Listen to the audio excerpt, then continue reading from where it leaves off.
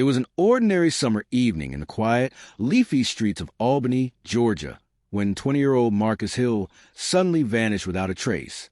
The entire community was left stunned as word spread that Marcus, a well-liked, outgoing young man, had not returned home after what seemed to be a routine night out.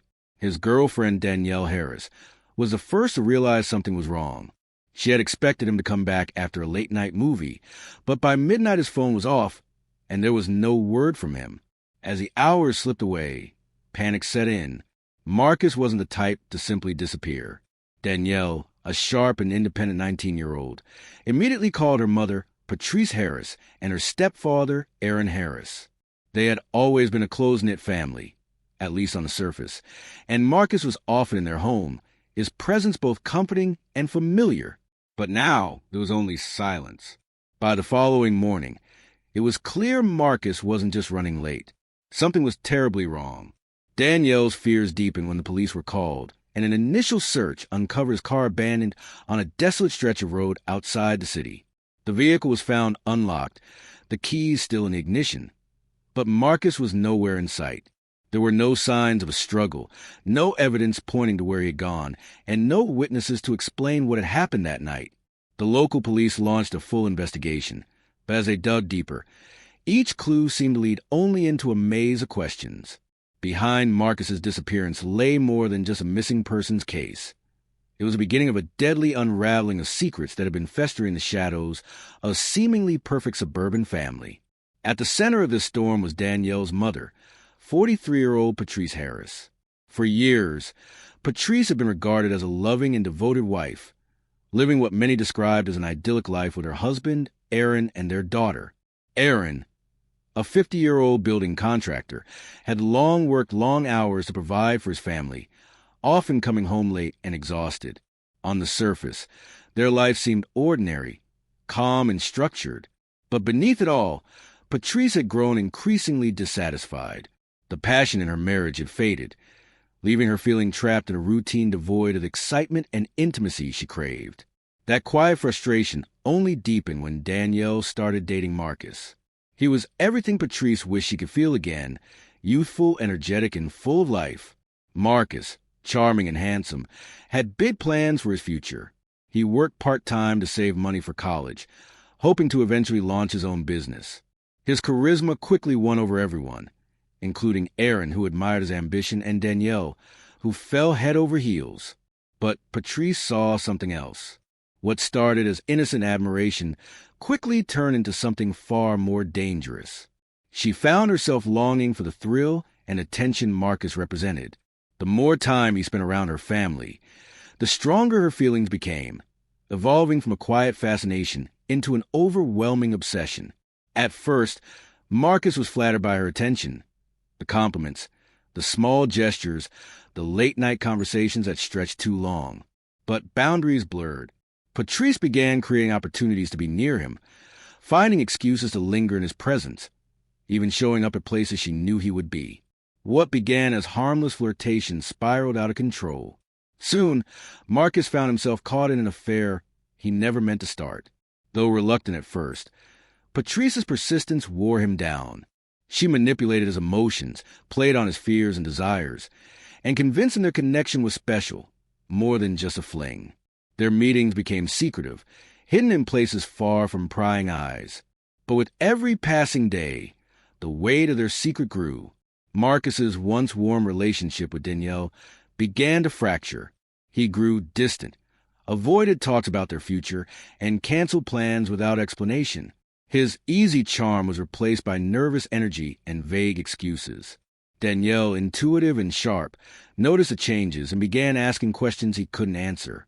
Aaron, too, sensed something was wrong. Patrice had been acting strangely, more irritable, frequently gone from the house with flimsy explanations, and increasingly withdrawn.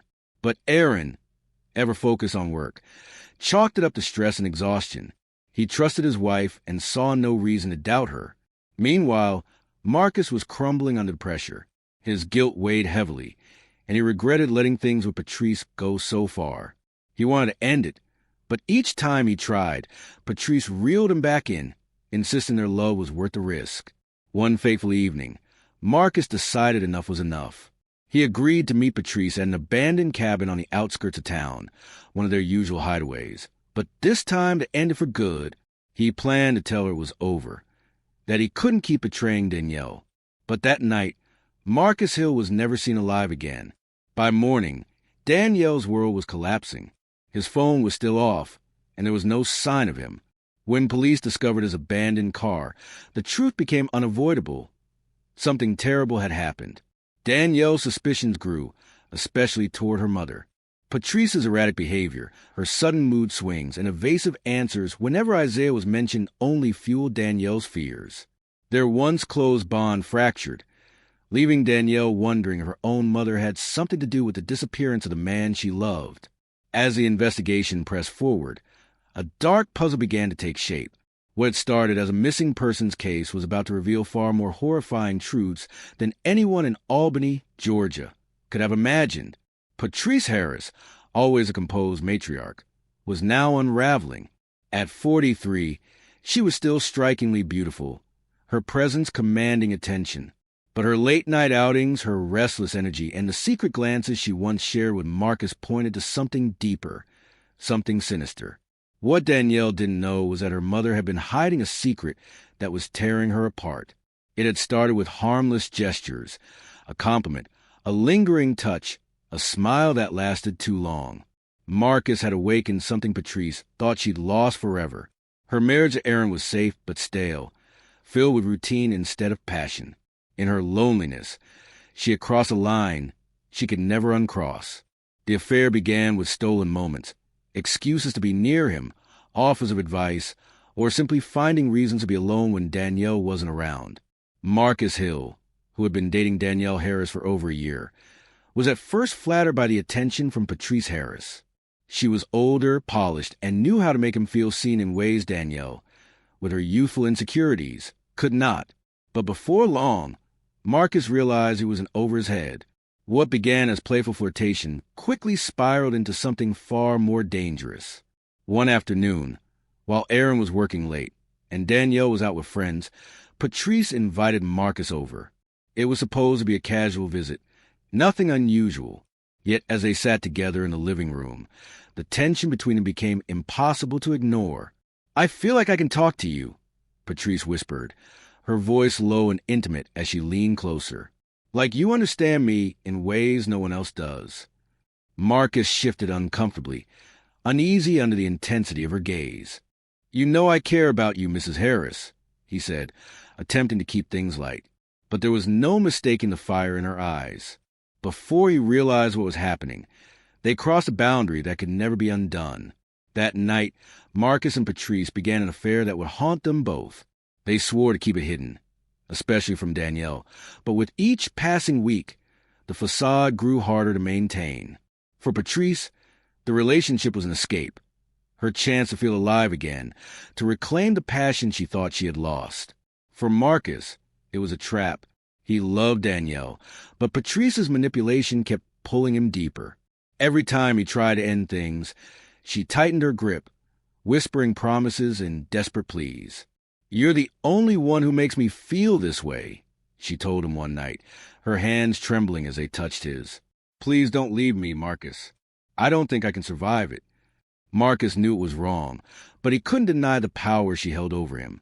Each lie, each stolen meeting, weighed heavier on his conscience. It wasn't only the betrayal of Danielle that gnawed at him. It was a growing sense that this could only end in disaster. Eventually, Marcus began pulling away.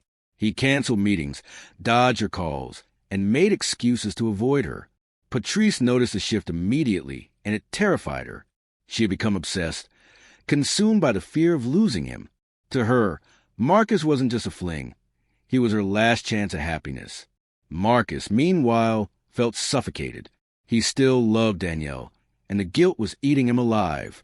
But Patrice twisted his emotions, making him feel responsible for her happiness, even as he tried to claw his way free. It all came to a breaking point one fateful evening. Marcus had decided this had to end. He arranged to meet Patrice at their secret hideaway, an abandoned cabin just outside the city limits, intending to finally walk away for good. But when he arrived, Patrice was waiting, her eyes wild with desperation. She had sensed what was coming, and she wasn't about to let him leave. "You can't just walk away," she said, her voice trembling with anger and fear. "I gave up everything for you, Marcus. You can't throw me aside like this." Marcus stepped back, his mind racing. "I'm sorry, Patrice," he said softly, trying to stay calm. "But this has to stop. I can't keep doing this. It's not right." Patrice's expression hardened. "I need you," she pressed, moving closer. "You said you loved me. You said we were meant to be." The desperation in her voice sent a chill down Marcus's spine. He knew he had to get out, but something in her eyes told him she wasn't going to let him walk away easily. And then, as if on cue, everything went dark. The next morning, as the sun rose over Albany, Danielle awoke with a sickening sense of dread. Marcus was still missing, and the police investigation had hit a dead end. Each silent day felt like an eternity, every tick of the clock deepening her fear. What unsettled her most was her mother's behavior. Patrice was distant, restless, constantly leaving the house without reason. Normally attentive, she now answered Danielle's questions with vague replies, an eerie calm that felt more like indifference. Danielle's gut told her her mother knew more than she was saying. One afternoon, after Erin left for work and Patrice had gone out, Danielle began searching the house.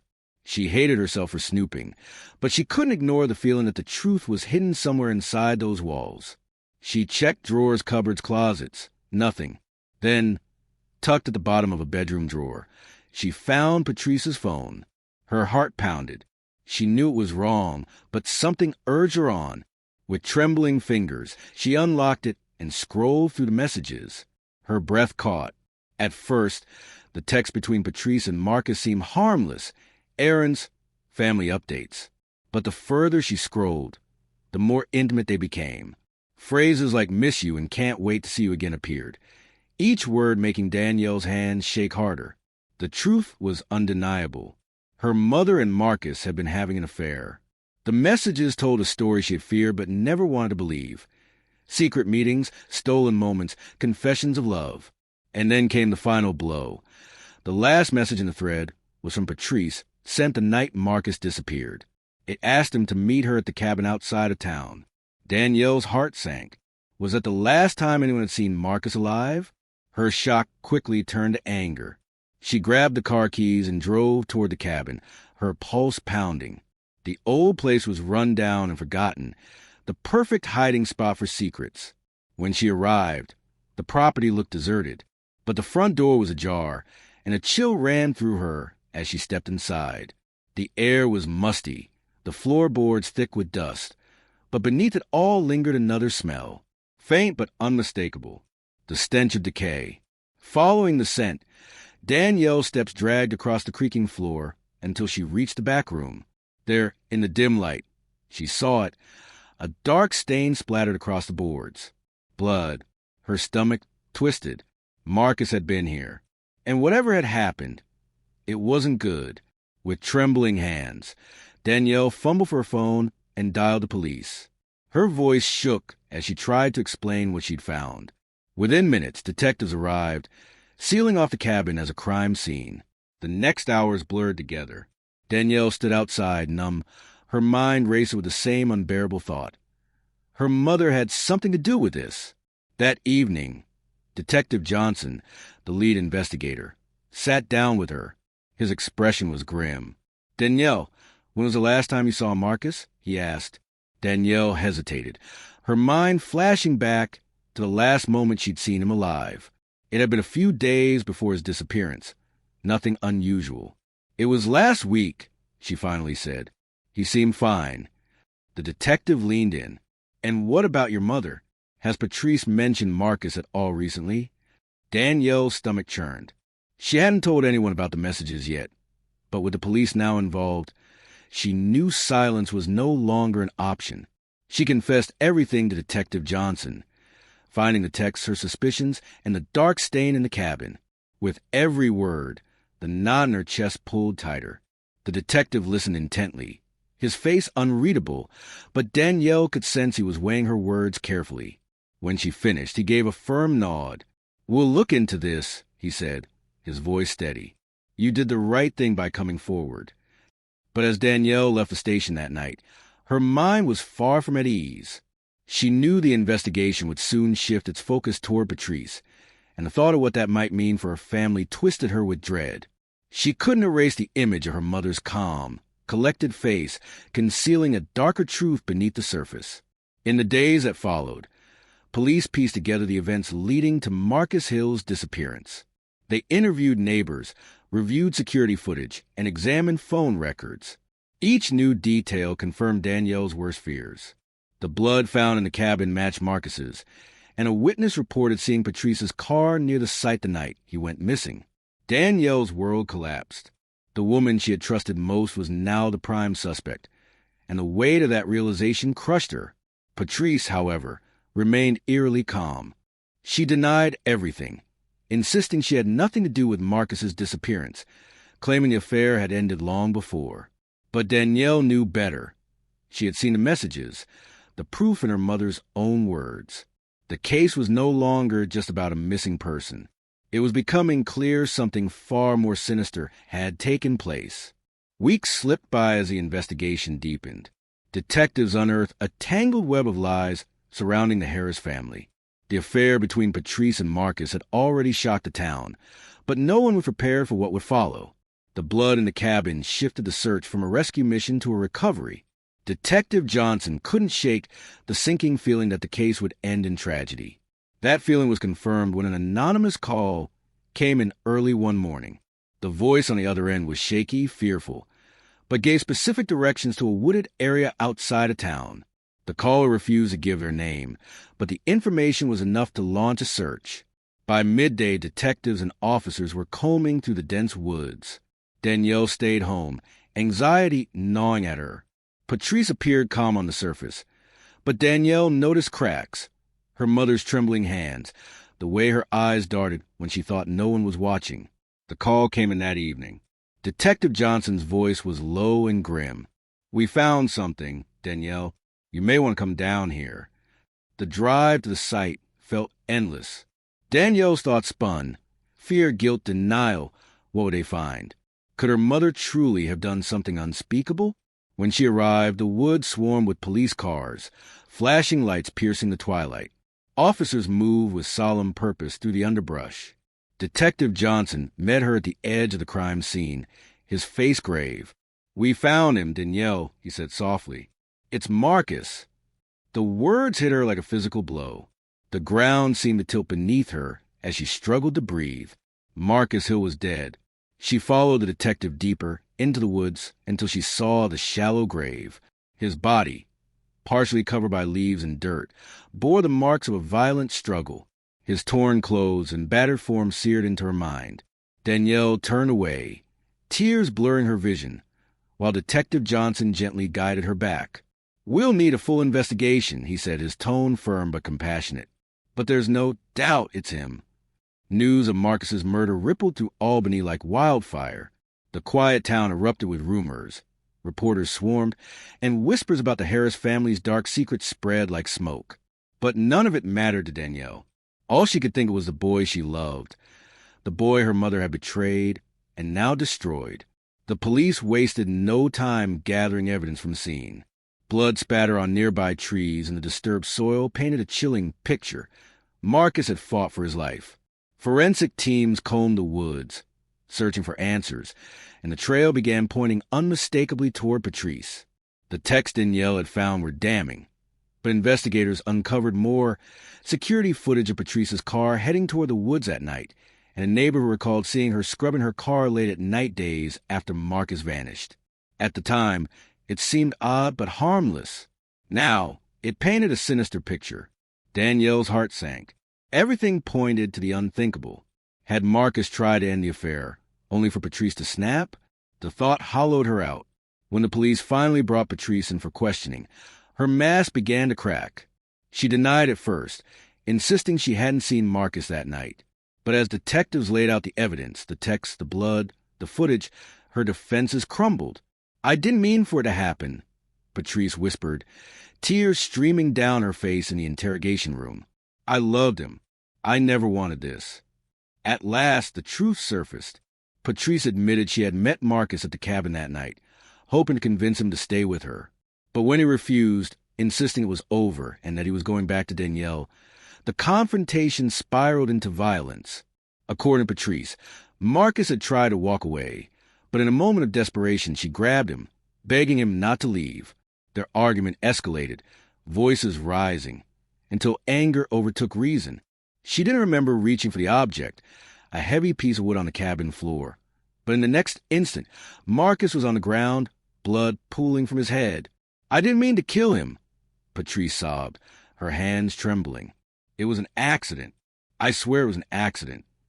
But there was no turning back. The evidence was undeniable, and her confession sealed her fate. Patrice admitted to dragging Marcus's body into the woods and burying him, clinging to the hope no one would ever uncover the truth. For Danielle, the discovery of Marcus's body and her mother's confession was more than she could bear. The woman she had loved and trusted had betrayed her in the worst possible way. Not only had Patrice carried on an affair with Marcus, she had taken his life in a fit of jealousy and desperation. As Patrice was led away in handcuffs, Danielle stood frozen, watching her mother disappear from sight. Her world shattered, and nothing would ever be the same. 6 months later, the trial of Patrice Harris began. By then, the scandal had swept across the nation, splashed across headlines, and debated on every news channel. Albany, Georgia had never seen anything like it. A crime so shocking it seemed ripped from the pages of a thriller. On the morning the trial began, the courthouse was packed. Reporters swarmed outside, cameras flashing as Patrice was escorted inside in shackles. Her once flawless appearance was gone, replaced with a hollow look of a woman broken by her own choices. Still, she insisted Marcus's death was nothing more than a tragic accident. Danielle sat in the courtroom, her heart heavy with emotions she couldn't untangle. She hadn't spoken to her mother since the arrest. How could she? Patrice had not only betrayed her with Marcus, but had stolen his life. The thought alone felt unbearable. Aaron sat beside Danielle, stoic and silent. He looked as if he had aged a decade since Marcus's disappearance, his strong presence eroded by shame and grief. He had been blindsided by the truth, unable to believe that the woman he'd shared his life with for over 20 years was capable of such a crime. The prosecution was led by Cynthia Dawson, a sharp and methodical attorney. In her opening statement, she painted Patrice as a woman consumed by obsession and jealousy, unable to handle losing her younger lover. When Marcus tried to end the affair, Patrice lashed out in rage. She was a woman scorned, Cynthia declared to the jury.